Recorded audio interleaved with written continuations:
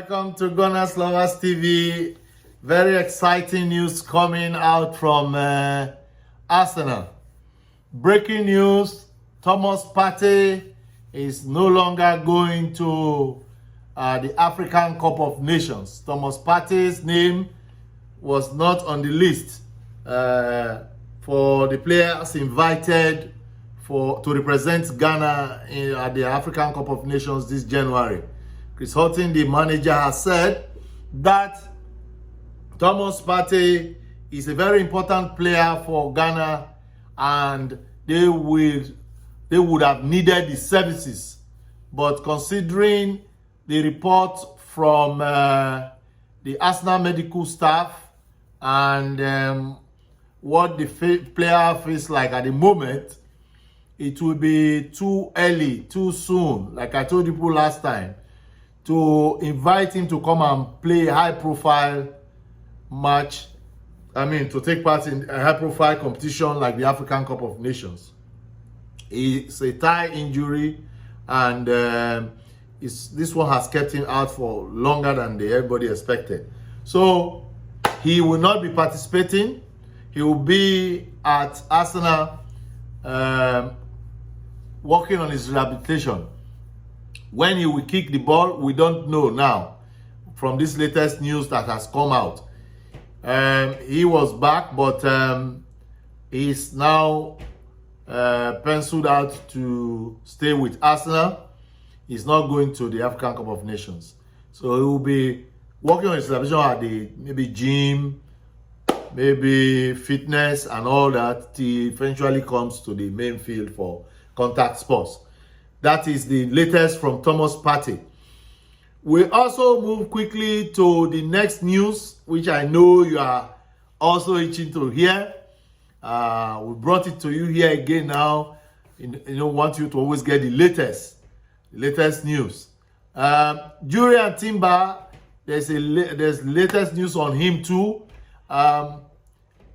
Daily Mail, one of the reliable newspapers here, have also brought out the news that Jurrien Timber, of course, you know, he got injured in when we played Nottingham Forest. ThomasPartey, so I think is in October. So Jurrien Timber got injured when we played Nottingham Forest when we started the season, and since then, when he got here, he was using crutches, but now he's no longer using them. He's walking unaided without any help. He walks on his own. He went to Rwanda to represent Arsenal there. And considering he can now move freely, he has stepped up his rehabilitation too.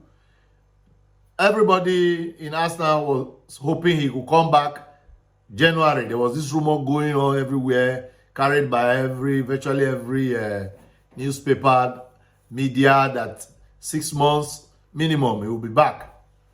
But Daily Mail has said we should cancel that wish because ideally 6 months. But from what they can see, from what the progress Jurrien Timber is making, which is a very massive progress considering the injury, he's going to be back in March.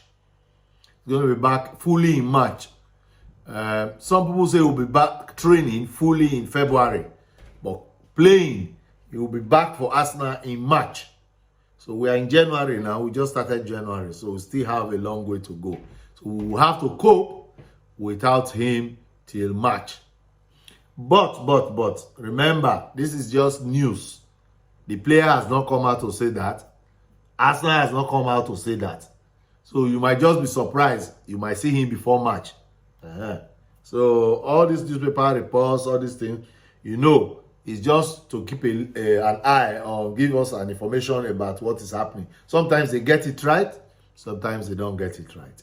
Now, having told you those two major news from Arsenal, I also want to let you know that Zinchenko, as we are hearing now, has a calf problem.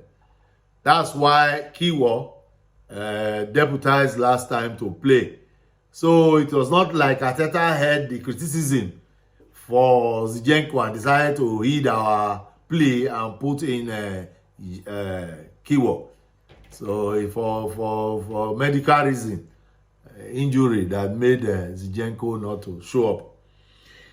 And it is because of that everybody now feels it is high time we add to our wish list our desire to have a new left back, so that when Timber comes back, he will not be under pressure to perform. There'll be somebody there who can do the job. Because till February 10th or so, we will not have the services of Toney, who will be playing the Asian Cup. So we need a left back. And also for the striker position, we need a new striker. Now there's an information that I stumbled on this morning, which I thought I would bring to you. One of the reasons why there are reports that the sale of Brentford striker Ivan Toney will go up to 80 to 100 million is that it's not just of a decision Brentford has made or is going to make because they want to get more money from him. That money will be shared by 3 clubs. Petersburg will get about 30 million or so from it, and Newcastle will get 9 million from his sale, and then the rest goes to Brentford. Considering that I think Newcastle sold him for about 5 million or so then. I can't remember. Yeah, either Petersburg sold for 5 million on Newcastle. But Newcastle will get 9 million pounds. And Petersburg will be getting about 30 million from that sale. So this is why the sale of Ivan Toney will go up. So that Brentford, who have been taking care of him for the past 2 years or so, will have something for themselves. Now, another striker, Vlahovic, which we pursued, he refused to come to Arsenal even when we met the release clause of about 66 million or so thereabout then. He decided to go to Juventus. And he got to Juventus. Juventus now has financial problem. The board were facing a lot of charges and all that. So it's now itching, as we learned, to leave Juventus. And the price being tossed around is 50 million. Remember, this somebody who was in the range of 60-something to 80-something million before. Now, the mighty fallings, the price is coming down to 50 million. In fact, there is even rumor that on the streets that they will do a player exchange if Arsenal show interest. So that is why Vlahovic is going to be on the market this January. If Juventus see who will buy him, they will take. Now, Juventus has washed their hands off ThomasPartey's purchase. They are now no longer interested in buying ThomasPartey. Remember, last transfer window, they were pushing to get ThomasPartey. But because of his injury record now, they washed their hands off him. They don't want to buy him anymore. So ThomasPartey is no longer subject of interest, person of interest to Juventus. Also, remember that we have need for a midfielder. So we have been pushing for a midfielder. Zubimendi is the one being pushed around now because the Aston Villa interest we had in their midfielder might not see the light of day.